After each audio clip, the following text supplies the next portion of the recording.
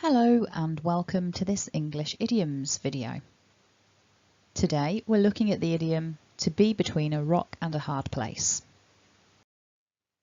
So as always, we'll begin with the meaning, then we'll think about some pronunciation features, and finally have a couple of examples. So, to be between a rock and a hard place. The meaning given to us by the Cambridge Dictionary Online is to be in a very difficult situation and to have to make a hard decision. If you think about it, a rock is usually something solid and hard, and of course a hard place could equally be a place with a stone wall. So it feels like either side of us is something thick, solid, strong, impenetrable. We're in a really difficult situation. So thinking then about how to pronounce this idiom like a native speaker, we've got three key characteristics to think about. As always, that weak form of to be. And then we've got between, which ends in a n sound, and then a afterwards. So that would probably be connected together, betweener. We've got another occurrence of connected speech. We've got rock and a. Now, I could have added here really that we're going to have a weak form of and. Most likely that would be und or even un, depending on how quickly you're speaking. But because rock and und end in consonants and they're followed by vowels, it's very likely that they would sort of blend in together. Rockender. So to put all of that together, to be between a rock and a hard place. To be between a rock and a hard place. So let's look at a couple of examples. I don't know what to do about my noisy neighbour. I feel like I'm stuck between a rock and a hard place.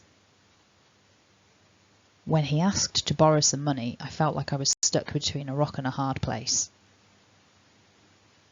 Now, in both situations, I think it's clear, hopefully, that the context that we're using this idiom is when there's a difficulty.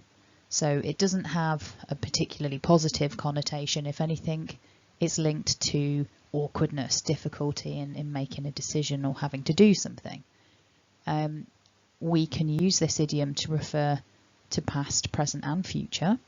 So in the first example, I don't know what to do. That signals right now or around now. And I feel like I'm stuck, I am stuck. So right now, I'm between a rock and a hard place. Whereas with the second example, when he asked, past simple, to borrow, I felt like I was. So here, we're very clearly talking about the past. And we don't need to change the form of the idiom. Stuck between a rock and a hard place, that doesn't change. But we know it's the past because I was rather than I am. And of course in the future, I will be, I'm going to be, I might be. So that's just a little bit of information to help you think about how you can use the idiom. So it's your turn then. Have a think.